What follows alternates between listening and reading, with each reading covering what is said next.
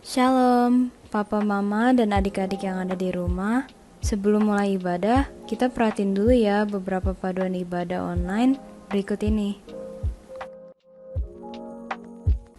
Yang pertama, mohon bimbingan Papa Mama saat adik-adik mengikuti ibadah. Yang kedua, siapkan diri dengan rapi dan sopan. Jangan lupa mandi, sisiran, dan siapkan baju yang rapi dan sopan. Yang ketiga, ikutilah arahan dari kakak-kakak sekolah minggu. Ibadah online tidak sama dengan menonton film ataupun video. Jadi, adik-adik harapkan untuk bisa mengikuti arahan dari kakak-kakak sekolah minggu dengan antusias. Saat diundang berdiri untuk memuji dan menyembah Tuhan, berdoa, serta mendengarkan firman Tuhan, kiranya adik-adik dapat mengikuti dan melakukan dengan semangat. Keempat, fokus kepada ibadah. Selama mengikuti ibadah, adik-adik harus fokus dan tidak melakukan kegiatan yang lain, seperti makan, tidur, dan juga main. Yang kelima, siapkan hati dan sikap yang terbaik untuk beribadah kepada Tuhan. Bagi adik-adik yang rindu dan mau memberikan persembahan, dapat dititipkan kepada Papa Mama dan transfer ke rekening gereja. Selamat beribadah.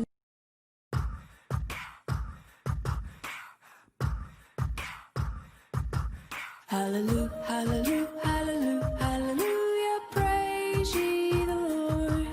Hallelujah, hallelujah, hallelujah, hallelujah, praise ye the Lord. Praise ye the Lord, hallelujah, praise ye the Lord, hallelujah, praise ye the Lord, hallelujah, praise ye the Lord. Praise, what's that? It's a yippee yahoo, way to go, God! Praise, what's that? It's a yippee yahoo, way to go, God!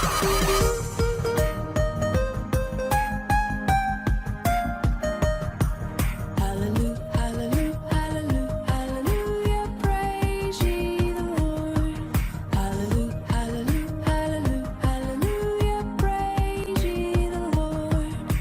Praise ye the Lord, hallelujah, praise ye the Lord, hallelujah, praise ye the Lord, hallelujah, praise ye the Lord. Praise, what's that? It's a yippee yahoo, way to go, God! Praise, what's that? It's a yippee yahoo, way to go, God!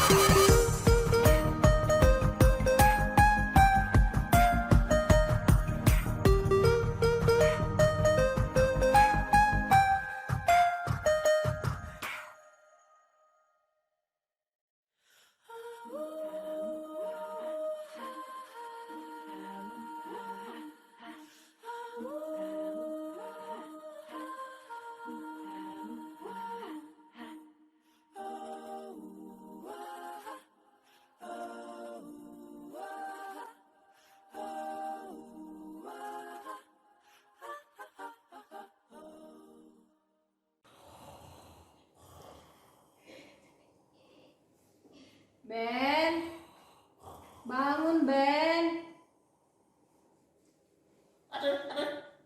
Bangun. Itu udah jam berapa Ben? Ayo, kita mau sekolah minggu. Itu loh, Tante Weni sama Tante Ida udah siap. Kok kamu belum bangun? Ayo bangun. Aku ini capek banget, mau ngantuk, mau tidur dulu. Ben, hari Minggu itu hari untuk kita ibadah, mengucap syukur. Ya kan teman-teman? Kita sudah dijaga sama Tuhan. Tuhan Yesus sudah baik sekali sama kita. Kok kita nggak mau ibadah sama Tuhan? Ya, aku siap-siap. Nah, gitu loh. Bagus kan? Pasti Tuhan Yesus senang. Benar kan teman-teman? Ayo teman-teman, kita bersemangat untuk beribadah ya. Oke Ben, Ayo, aku siap. mau mandi dulu, cepet-cepet ya. Oke, aku tunggu ya. Shalom, hai anak-anak ICM semuanya, jumpa lagi di sekolah minggu hari ini. Oke anak-anak, sebelum kita mulai, kita akan berdoa dulu. Siap? Mari kita berdoa. Tuhan Yesus, terima kasih untuk hari ini. Engkau sudah memberkati kami. Kami boleh berjumpa lagi di ibadah secara online dalam ibadah sekolah minggu. Kiranya Tuhan menolong kami, memimpin kami, dan mengurapi kami. Kami siap untuk memuji-Mu Tuhan, dan biarlah Engkau disukakan dengan pujian kami. Di dalam nama Tuhan Yesus kami berdoa. Haleluya. Amin. Oke, anak-anak siap untuk memuji Tuhan? Kita akan memuji Tuhan dengan pujian halo, hola, hello. 1, 2, 3, siap. Halo, halo, hello, hello, hola, hola. Apa kabarmu? Cucu, cucu. Halo, halo, hola, hola, hola, hola. Apa kabarmu? Lagi. Halo, halo, hello, hello, hola, hola. Apa kabarmu? Cucu, cucu. Halo, halo, hello, hello, hola, hola. Apa kabarmu? Semuanya senang, semuanya bersuka, sebab selalu ada Yesus. Jangan kamu sedih, jangan kamu susah, sebab Yesus besertamu. Halo, halo, hello, hello, hola, hola. Apa kabarmu? Cucu, cucu. Halo, halo, hello, hello, hola, hola. Apa kabarmu?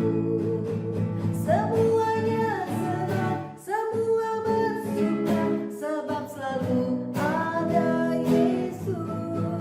Jangan kamu sedih, jangan kamu susah, sebab Yesus besertamu. Semuanya senang, semua bersuka, sebab selalu ada Yesus. Jangan kamu sedih, jangan kamu susah, sebab Yesus besertamu.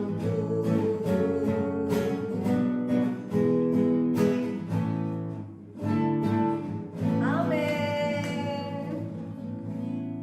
Yesus adalah pokok anggur yang benar. Karena kita adalah jarang-jarangnya, kita tidak bisa hidup tanpa Yesus. Karena kita adalah ciptaan Tuhan Yesus. Yesus pokok dan kitalah carang-carangnya. Amin.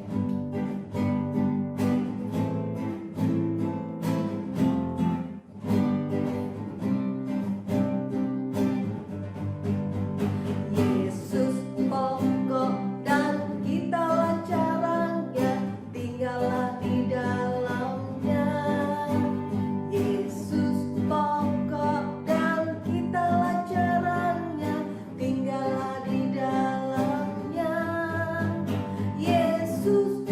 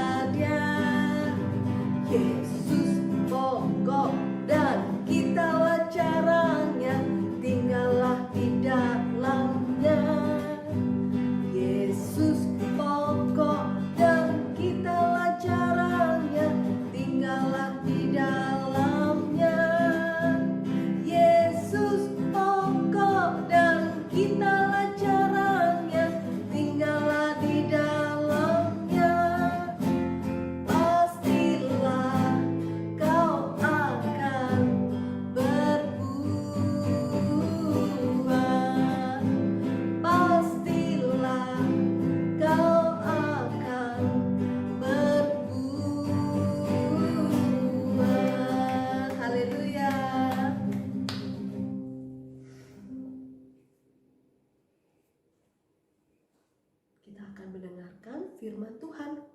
Anak-anak, kita sudah bernyanyi untuk Tuhan. Sekarang waktunya kita akan mendengarkan firman Tuhan. Mari kita siapkan hati dan pikiran kita. Kita berdoa bersama-sama. Mari kita berdoa. Terima kasih Tuhan Yesus, kami sudah memuji Engkau. Biarlah Tuhan disukakan dengan puji-pujian kami. Dan sekarang waktunya kami akan mendengarkan firman-Mu. Kiranya Engkau mengurapi kami dan mengurapi guru-guru kami Tuhan. Supaya kami lebih mengerti akan firman-Mu dan kami boleh melakukan seperti apa yang firman-Mu katakan. Terima kasih Tuhan Yesus, di dalam nama Tuhan Yesus kami berdoa. Haleluya. Amin. Amin. Shalom, apa kabar hari ini? Luar biasa, yes. Ya, hari ini Tante Winnie akan melanjutkan mengajar pelajaran kita yang masih sambungan dengan minggu lalu. Kalau minggu lalu tentunya mengajar tentang apa, yuk? Masih ingat? Tentang Daud. Nah, kalau minggu lalu tentunya cerita tentang Daud yang adalah seorang anak yang rajin memuji Tuhan.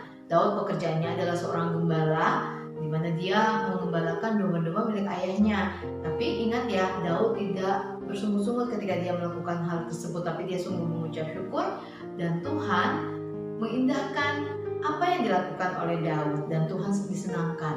Dan Tuhan ingin melakukan sesuatu buat Daud. Apa ya kira-kira? Kalian udah tahu belum ya cerita tentang Daud?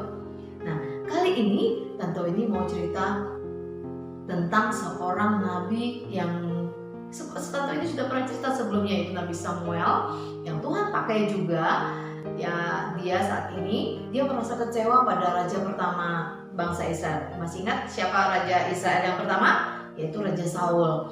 Nah, dia menyesal, dia merasa kecewa karena Saul melakukan kesalahan sehingga Tuhan meninggalkan Saul. Dan akhirnya Tuhan bilang begini sama Samuel, kenapa kamu merasa sedih? Aku sudah menyiapkan seorang raja baru bagi bangsa Israel. Wah, Samuel senang dong. Siapa Tuhan? Sudah, nanti aku baru akan kasih tahu bersama kamu ya. Nah, tapi kamu harus mengikuti perintahku dulu. Bagaimana ya? Nah, Tuhan mengatakan pada Samuel, pergilah kamu kepada Bapak Isai. Dia memiliki anak yang akan kupilih salah seorangnya menjadi raja. Tapi Samuel bilang, Tuhan, kalau aku mengundang Bapak Isai atau aku bertemu dengan Bapak Isai, apakah Saul tidak akan marah? Aduh jangan Tuhan, nanti aku bisa dibunuh oleh Raja Saul. Nah, Tuhan bilang begini, kamu buatlah satu ibadah ucapan syukur dan kamu persembahkan korban bakaran untuk kepada Tuhan. Nanti kamu akan mengundang Bapak Isai dan juga anak-anaknya. Nah, rupanya Tuhan ingin melakukan sesuatu nih. Nah, melalui Nabi Samuel, Tuhan membuat Bapak Isai bisa bertemu dengan Samuel dan juga anak-anaknya. Dan acaranya apa? Yaitu acara semacam ibadah ya. Ibadah memberikan korban bakaran kepada Tuhan. Kalau zaman dulu itu mereka kalau mau memberikan persembahan bukan seperti kita saat ini memberikan korban persembahan berupa uang, tapi mereka memberikan korban bakaran, yaitu menyembelih domba yang terbaik ataupun kambing yang terbaik dan mereka bakar dan itu sebagai persembahan kepada Tuhan. Nah, ketika mereka melakukan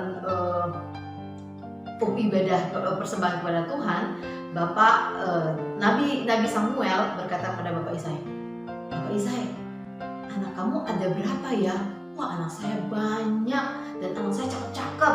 Oke, kalau gitu saya mau ketemu sama anak-anak kamu, boleh? Nah, rupanya Bapak Isai ini memiliki 8 orang anak dan anak-anaknya ini semuanya cakep-cakep, bener cakep-cakep. Ada yang namanya Eliab, Abinadab, Simea, Nathaniel, ada Radai, Osen, Nathan, dan yang paling kecil dan paling cakep, paling imut-imut namanya Daud. Nah, apa yang dilakukan oleh Nabi Samuel? Dia mengatakan, Bapak Isai, anak kamu emang tinggi dan gagah ya. Anak kamu ini hebat-hebat, kayaknya emang calon raja deh. Nah, ketika Bapak Isai membawa panggil anak-anaknya, yang pertama ya, dia panggil tadi yang pertama itu Abinadab. Wih, si Samuel bilang, wih ini kayaknya nih cakep nih, dia cocok nih jadi raja. Tuhan bilang, Samuel, bukan itu yang aku pilih. Kamu jangan melihat karena bodinya gede, badannya gede, dan dia perawakannya, oh cocok nih jadi raja. Bukan itu. Akhirnya saya panggil lagi, oke, Bapak Samuel bilang, bukan, kalau gitu coba dipanggil lagi yang namanya Abinadab, anak yang kedua. Tadi pertama Eliab ya, yang kedua Abinadab. Samuel bilang, oh ini bukan juga.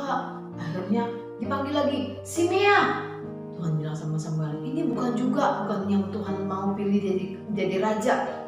Dipanggil lagi anak yang keempat, Nathaniel, bukan juga. Radai, bukan juga. Osem, bukan juga. Nathan, bukan juga. Kata Tuhan, aku tidak melihat dari perawakannya atau bentuk tubuhnya yang besar dan ganteng, tapi aku melihat hati, kata Tuhan kepada Samuel. Wah, semuanya anaknya yang 7 itu tidak dipilih menjadi raja. Lalu Nabi Samuel bingung. Dia tanya sama Bapak Isai, Bapak Isai, apakah kamu punya anak? Ada lagi nggak ya? Kata Bapak Isai, ada, masih ada satu lagi. Tapi itu anak saya yang paling bungsu. Dia sekarang sedang mengembalakan kambing domba di padang. Terus Samuel bilang begini, oke, kalau gitu bisa tolong panggilkan dia. Namanya siapa? Daud. Ya, tolong panggilkan dia. Kalau kita nggak akan makan malam kalau saya belum bertemu Daud. Nah, ketika Bapak Isa menyuruh pegawainya memanggil Daud, si Daud akhirnya datang. Daud itu perawakannya kecil, nggak seperti kakak-kakaknya gede-gede ya.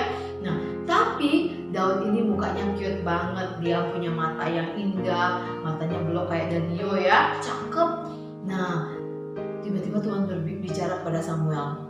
Samuel, bangkitlah, urapilah dia. Inilah dia yang kupilih akan menjadi raja kedua pengganti Saul. Wah, Samuel senang sekali karena akhirnya dia bisa menemukan raja baru.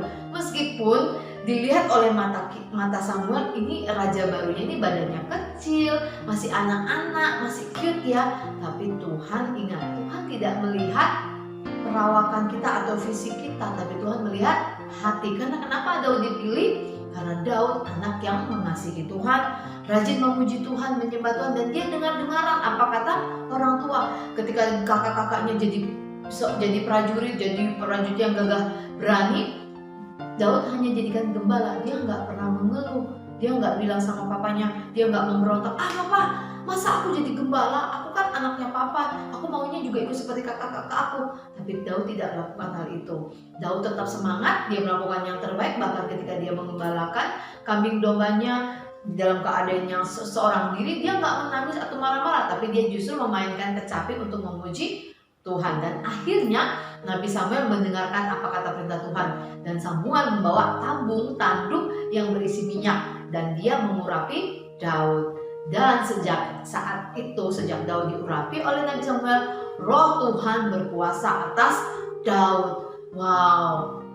Akhirnya Daud kalau Roh Tuhan berkuasa atas Daud, pasti apapun yang Daud lakukan Tuhan berkenan, dan pasti Daud melakukan yang terbaik dan untuk menyenangkan hati Tuhan. Dan setelah Nabi Samuel mengurapi Daud, akhirnya Bapak Samuel pergi ke kota Rama dan dia melanjutkan perjalanan. Nah, dari cerita Daud ini, tentu ini mau katakan bahwa ingat, Tuhan memilih manusia itu bukan karena pinter, ganteng, cakep, ataupun dia hebat bisa melakukan sesuatu, tapi Tuhan melihat hatinya, melihat hati kita. Kalau kalian anak yang dengar-dengaran dan takut akan Tuhan, Tuhan akan pilih kalian. Mungkin saat ini kita nggak mungkin jadi raja di Indonesia, karena di Indonesia nggak ada raja ya. Di Indonesia adanya presiden.